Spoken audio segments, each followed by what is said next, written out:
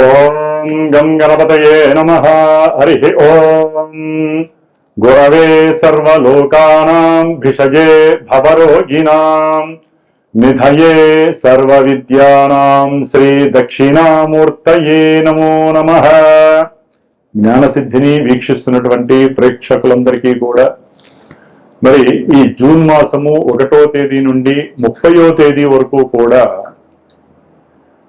మనకి మేషాది 12 రాశులు అంటే మీనరాశి వరకు కూడా 12 రాశుల్లో గ్రహాల యొక్క సంచార స్థితిగతులను గనక మనం తెలుసుకోగలిగితే ఏ రాశుల వారికి ఏ గ్రహం వలన ఏ శుభాలు కలుగుతాయి, ఏ ఈవెంట్స్ వారిని ఆనందపరుస్తాయి, ఏ రకమైనటువంటి ఇబ్బందులు కలుగుతాయి, మరి ఇబ్బంది కలిగించేటటువంటి గ్రహాలకి తగినటువంటి పరిహారంగా ఏ స్తోత్రము చదివినా, ఏ పూజ చేసుకున్నా, ఏ జపము చేసుకున్నా, ఏ దానము చేసుకున్నా మంచి జరుగుతుందో మనం గనక గమనించుకున్నట్లయితే ముఖ్యంగా ఈ జూన్ మాసంలో సూర్యగ్రహము జూన్ 14వ తేదీ వరకు కూడా వృషభ రాశిలో సంచరిస్తూ, కుజుడు జూన్ 20వ తేదీ వరకు కూడా మేషరాశిలో తన యొక్క స్వక్షేత్రంలో సంచారం చేస్తూ జూన్ 20 తర్వాత వృషభ రాశిలోకి సంచారం, జూన్ 15 తర్వాత సూర్య భగవానుడు మిథున రాశిలోకి సంచారం, బుధుడు జూను 19వ తేదీన దాదాపుగా మనకి మిథున రాశిలో సంచరిస్తూ 19వ తేదీ తర్వాత కర్కాటక రాశిలోకి సంచారం జరుగుతుంది. అట్లాగే ముఖ్యంగా మనందరికీ ఆనందింపదగినటువంటి విశేషముగా చెప్పుకోదగినటువంటి గ్రహము ఏదైనా ఉంటే గురుగ్రహము. ఇది చాలా విస్తారమైనటువంటి విశేషవంతమైనటువంటి ఆర్థిక లాభాదుల్ని కలుగజేస్తూ అన్ని విషయాలలో వృద్ధిని కలిగించేటటువంటి ఈ గ్రహము జూన్ 2వ తేదీన అంటే 1వ తేదీ అర్ధరాత్రి నుండి కూడా తన యొక్క ఉచ్చస్థిత రాశి అయినటువంటి మిత్ర రాశి అయినటువంటి కర్కాటక రాశిలోకి సంచరిస్తూ దాదాపుగా ఈ జూన్ మాసం అంతా అదే రాశిలో సంచారం చేస్తూ ఉంటాడు గురుడు. శుక్రుడు జూన్ 8వ తేదీ వరకు కూడా మిథున రాశిలో సంచారం చేస్తూ జూన్ 8 నుండి కూడా కర్కాటక రాశిలో గురుడితో పాటుగా సంచారం చేస్తూ ఉంటాడు. శని భగవానుడు మీనరాశిలోనే బుధ నక్షత్రమైనటువంటి రేవతి నక్షత్రంలో సంచరిస్తూ, రాహువు సొంత నక్షత్రంలో ఉంటూ కుంభరాశిలో, అట్లాగే కేతువు సింహరాశిలో సొంత నక్షత్రంలో సంచరిస్తూ, మరి చంద్రుడు దాదాపుగా 2.5 రోజులకి కూడా ఒక్కొక్క రాశిని కూడా సంచరిస్తూ అన్ని గ్రహాలతో తన యొక్క సంచారాన్ని కలగజేస్తూ ఎన్నో రకాలైనటువంటి విశేష ఫలితాలని మరి ఈ మేషాది 12 రాశులైనటువంటి మీనరాశి పర్యంతము కూడా విశేషమైనటువంటి శుభ ఫలితాలను అందజేస్తూ కొన్ని ఇబ్బందులని కలగజేస్తూ ఉండేటటువంటి అవకాశాలు ఉన్నాయి. ఏదేమైనప్పటికీ కూడా ఈ యొక్క జన్మజాతక పరిహారాలు మాత్రమే వారికి తగినటువంటి సరైనటువంటి ఈవెంట్స్కి సరైనటువంటి ఫలితాలని ప్రోత్సాహకరంగా ఇస్తాయి అనటంలో సందేహము లేదు. గోచార సూత్రాలను బట్టి ఏ గ్రహాలు ఏ రాశుల్లో ఉంటాయో ఏ రకాలైనటువంటి ఫలితాలని అందజేస్తాయో మరి ఇప్పుడు తెలుసుకుందాం. ధనుస్సు రాశి.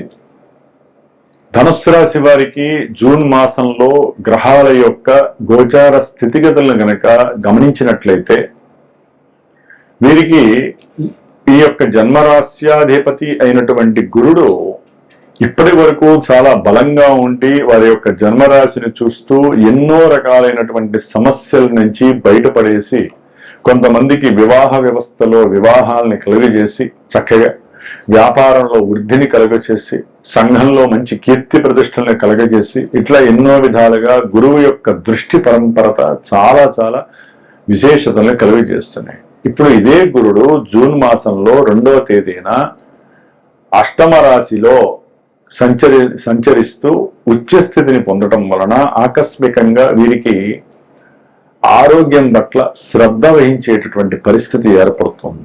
ఆకస్మికంగా ప్రయాణాల యందు అభీష్టము, ఉత్సుకత కలుగుతుంది.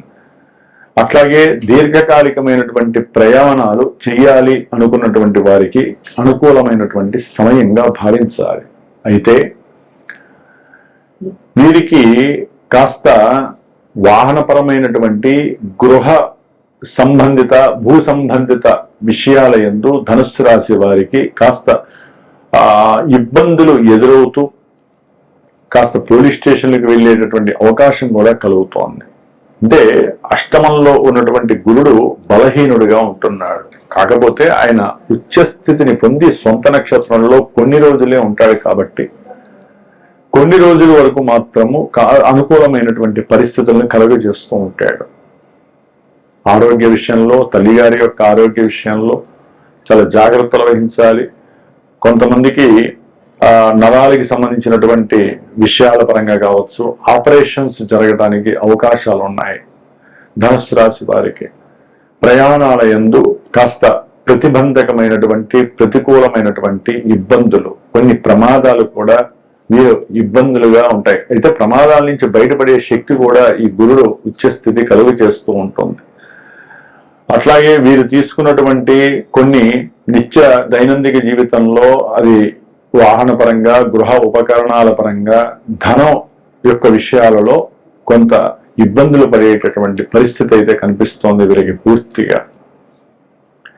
ఈ యొక్క ధనుస్సు రాశి వారికి చతుర్థంలో ఉన్నటువంటి శని అర్ధాష్టమ శనిగా ఉంటూ ఆయన యొక్క దృష్టి ఇబ్బందులు పెడుతూ ఈ రాశ్యాధిపతి ఉచ్చస్థితిని పొంది అష్టమంలో ఉండటం, అట్లాగే ముఖ్యంగా శుక్రుడు కూడా జూన్ 8న అష్టమ భావంలో రావడం విశేషమైనప్పటికీ కూడా అనుకున్న కార్యాలు కావచ్చు, వీరికి ఉన్నటువంటి అప్పులు తీరుద్దాం అనుకుని ఎంత సాయశక్తుల ప్రయత్నం చేసినా, ఎందుకంటే కొంతమంది ధనుస్సు రాశి వారికి సంతానపరమైనటువంటి విషయాల యందు వారి యొక్క చదువుల పరంగా కావచ్చు, వారికి విదేశాలని పంపించినందుకు కావచ్చు, ఏదో రకంగా ఆర్థిక పరమైనటువంటి ఇష్యూస్ వీరు తీరుద్దాం అప్పులు అనుకుంటారు. శుక్రుడు కూడా కలవడం ద్వారా ఇంకా అప్పులు తీర్చడానికి సాయశక్తుల ప్రయత్నం చేస్తారు, ఇష్టపడతారు. ఎట్లయినా సరే అప్పులు తీర్చేయాలి అని ఎంత శక్తిని ఉపయోగించినా కూడా అర్ధాష్టమ శని మాత్రము వీరిని ఇబ్బంది పెడుతూ ఉంటుంది.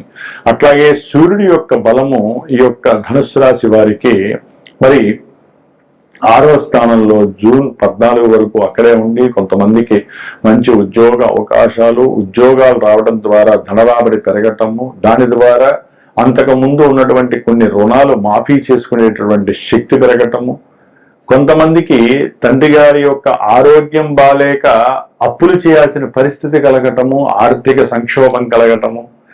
అంటే ఒక గ్రహము ఒక స్థానంలో ఉన్నంత మాత్రాన కొన్ని శుభాలతో పాటుగా కొన్ని ఇబ్బందులను కూడా కలుగజేసే అవకాశం ఉంటుంది, కొంత భాగ్యహీనత కూడా కలుగజేసే అవకాశం ఉంటుంది, కొంతమందికి ఉద్యోగాలు పోయే పరిస్థితి కూడా ఉంటుంది.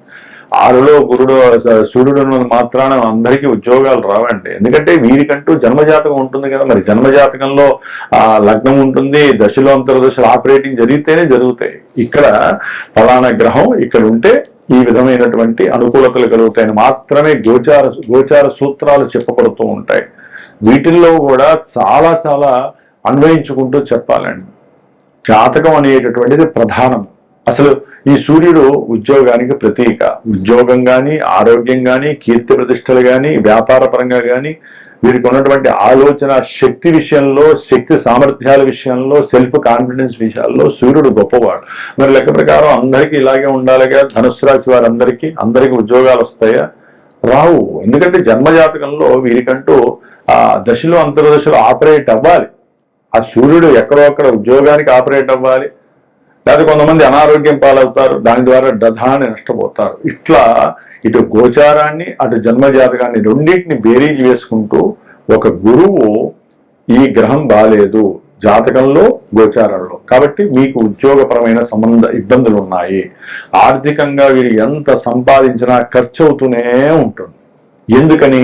జాతకంలో ఆ ధనాధిపతి ఎక్కడో అక్కడ చరరాశుల్లో ఉండటమో, లేకపోతే ఖర్చు పెట్టేటటువంటి స్థానాల్లో ఉండటము, ఇట్లా ఎన్నో రకాలుగా జాతకాలలో ఇబ్బందులు ఉంటే వారు ఎంత కష్టపడ్డా ధనం అనేటటువంటిది రాబడి వస్తున్నా కూడా మిగలదు వీళ్ళకి. ఎప్పుడు చూడు కొంతమంది అప్పులు చేస్తూనే ఉంటారు, అప్పులు మాత్రం తీరవు. దాని వలన మానసిక సంక్షోభం, కుటుంబంలో గొడవలు, అర్థం పర్థం లేని గొడవలు. కొంతమంది వివాహం చేయాలి అనుకుంటారు ధనుస్సు రాశి వారు. ఈ రవి మహానుభావుడు చేస్తాడు. 20వ తారీఖు 21 వరకు బుధుడు కూడా అక్కడే ఉంటాడు. వివాహ యోగ్యత కలుగుతుంది. బుధుడు సప్తమంలో ఉండడం ద్వారా వివాహ యోగ్యత తప్పకుండా కలుగుతుంది. కొంతమందికి వ్యాపారపరమైనటువంటి అభీష్టాలు నెరవేరుతాయి. వ్యాపారం చేద్దామని వీళ్ళకి ఎంతో తెలివితేటలు ఉంటాయి ధనుస్సు రాశి వారికి. మరి బుధుడు అక్కడ ఉన్నాడుగా, చక్కగా తెలివితేటలు ఎక్కువ, వాక్కు దోషాలు తొలగించేటటువంటి శక్తి ఎక్కువ ఉంటుంది. అట్లాగే మంచి ప్రణాళికలు తయారు చేస్తూ ఉంటారు. అవతల వ్యక్తులకి సహాయం చేసే గుణం ఉంటుంది. వ్యాపార దక్షత కలిగినటువంటి గ్రహం బుధుడు మంచి స్థానంలో ఉన్నాడు. అయితే ఈ రవి సప్తమంలోకి వచ్చినప్పుడు వ్యాపార సంబంధితమైనటువంటి అనుకూలతలు కూడా కలగటానికి ఈ రవి ప్రోద్బలాన్ని చూపిస్తాడు.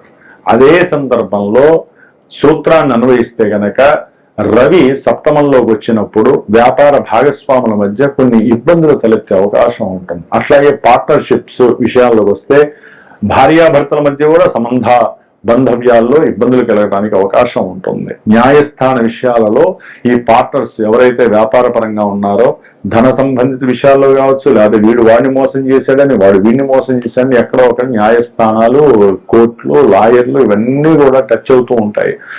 అట్లాగే ప్రభుత్వ సంబంధిత విషయాలలో కూడా వీరికి ఎదురు దెబ్బ తగిలే అవకాశం ఉంటుంది. కాబట్టి ఇట్లా ఎన్నో రకాలైనటువంటి సమస్యలు కలుగుతూ ఉంటాయి.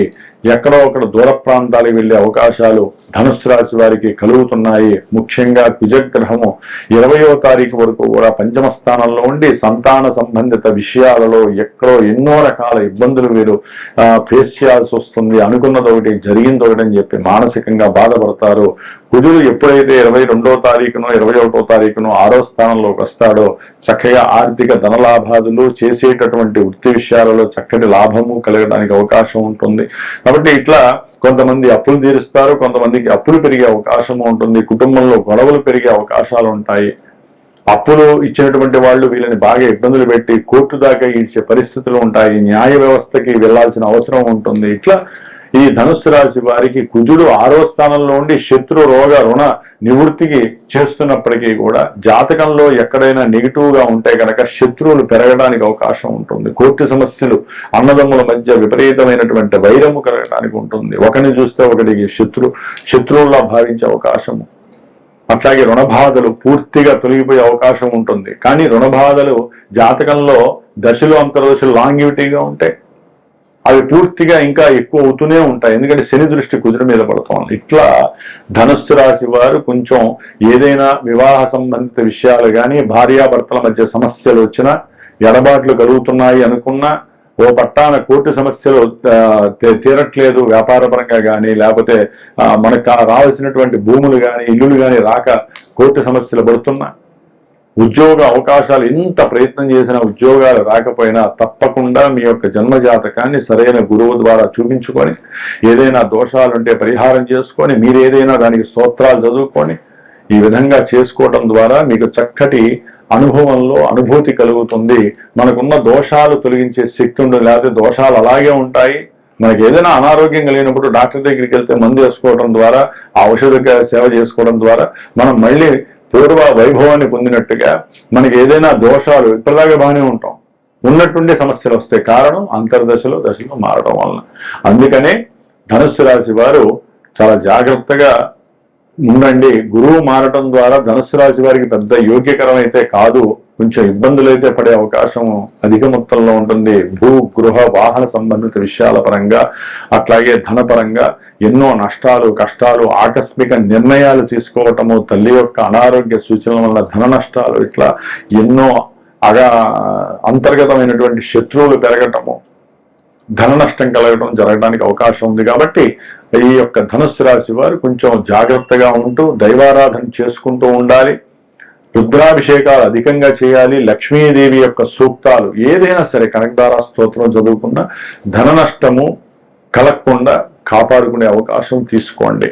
ముఖ్యంగా శనికి సంబంధించిన గురుడు శుక్రుడికి సంబంధించినటువంటి జపతపాదులు చేయించుకోవటము, అట్లాగే రవికి సంబంధించినటువంటి జపం చేయించుకోవటము, ఇలాంటివి చేసుకుంటూ ముందుకు వెళ్ళండి. ఆదిత్య హృదయం చేసుకోవడం ద్వారా ఈ నెల రోజులు కూడా సాధ్యమంతరం వీరికి అనుకూలమైనటువంటి గ్రహస్థితి అని చెప్పుకోవచ్చు. ధర్మో రక్షత రక్షత, ధర్మాన్ని మీరు రక్షిస్తే అది మిమ్మల్ని రక్షిస్తుంది. సర్వే జనాః సుఖినో భవంతు.